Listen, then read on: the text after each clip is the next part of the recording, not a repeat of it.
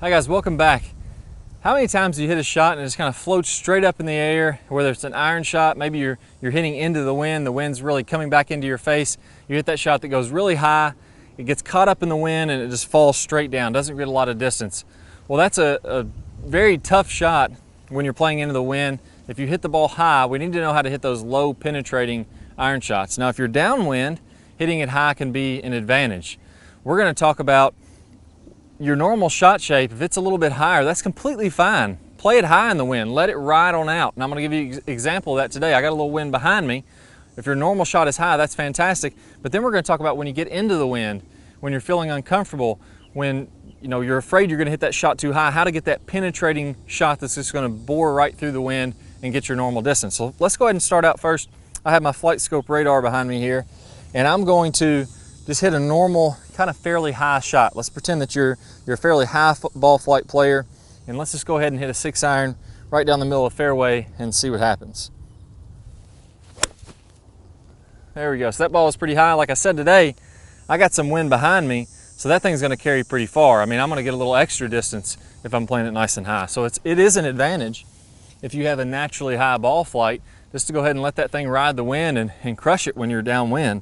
So there, 94.6 club head speed, 187.6 as far as the total or the carry distance. And if we look at my launch angle, it was 17.3, so that's launching fairly high. And let's go ahead and look at the max height, was 102 feet, so pretty high as far as the overall height of the ball. Now, if I want to hit a low penetrating shot, so for you guys that already hit it high, you got that shot all day. That's an easy one.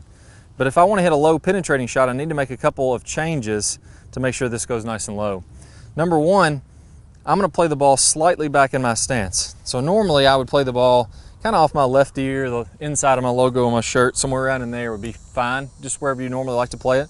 I'm going to play that ball back about 1 ball width, so just about 1 inch back. That's going to allow me to hit down on the ball a little bit more.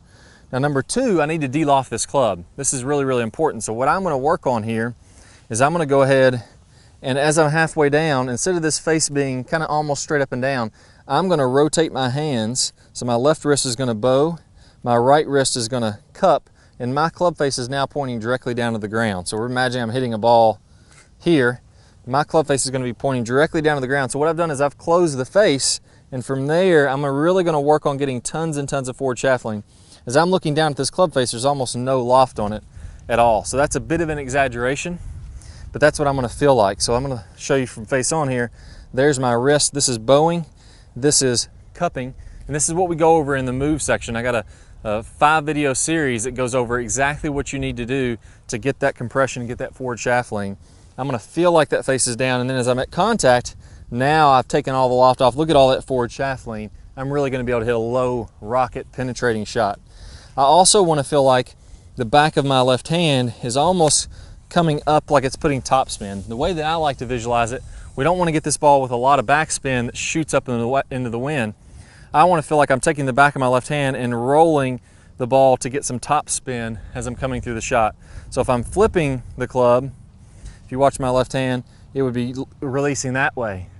I want to keep it bowed and feel like I'm letting it put some topspin on the ball. That's the visualization. So I almost want to feel like that ball is coming off the face and it's going to knuckleball or have topspin on it, even though there's no way for it to really get topspin. So I've got an awesome training aid that I absolutely love. It's called the Impact Snap, and it's just a little grip. It's got a metal ball inside of it that snaps. That's why it's called the Impact Snap. But it's got this yellow golf ball attached to the top of it.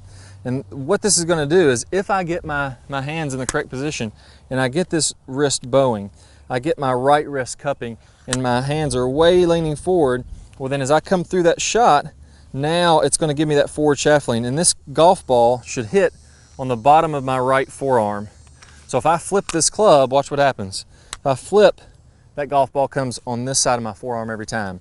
If I'm really, really bowed, then I can almost get that golf ball to come on the inside of my forearm. I want it to hit right on the back of my forearm. So that's going to allow me to come through with some forward shaft lean. That's going to be nice and flexed, or bowed, and getting that topspin, or what feels like topspin on there. So that's going to take all the loft off the face. I've got the ball back in my stance. I feel like I'm putting topspin on it. which is the sensation I'm getting. And let's try those swing keys out. So ball back, I'm really gonna feel like my club is turned down here, and then I feel like I'm just coming in, taking all the loft off the face. A little bit of top spin on there is the sensation that I'm gonna get. And let's see how low and penetrating this shot goes. There we go. Super low shot, much more penetrating. We'll take a look at the numbers. All right, so now I got my Flight Scope X2 Elite out. Where the radar was telling me on the first swing, just to recap, 94.5 miles an hour club head speed, 187 yards of carry distance. So again, that one, I'm a little downwind. That one got up in the air and really rode the wind, carried a long way. The total height was 102 feet, and the launch angle was, I believe, 17. Yeah, 17 launch angle. Now, if I go to the second one, this is the one where I really bowed it down. Feel like I turned the club face down, got tons of forward shaft lean, worked on exactly what I did with the impact snap. On that one, club head speed a little bit slower. I probably felt like I was trying to knock it down a little bit more, so I didn't release it as aggressively. The carry distance was pretty close to being the same, 181.8, so 182 yards. The vertical launch was down to 13.4, so from 17 to 13, I really got that thing to launch lower.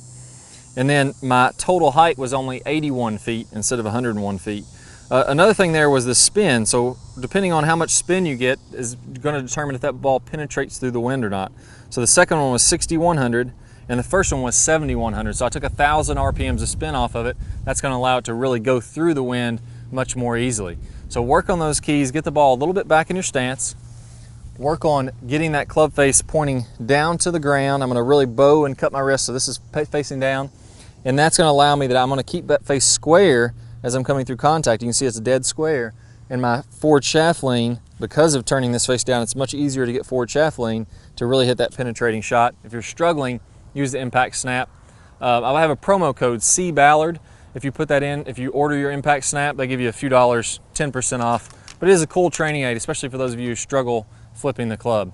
So work on those drills, you're gonna hit those low penetrating shots. All right guys, I hope y'all really enjoyed this video. If you did, I got an even better bonus for you. If we wanna get distance in the golf swing, we've gotta get a lot of lag, and then we've gotta let that lag go. Well, I've got my #1 lag video. I'm gonna play a preview of that here in a second.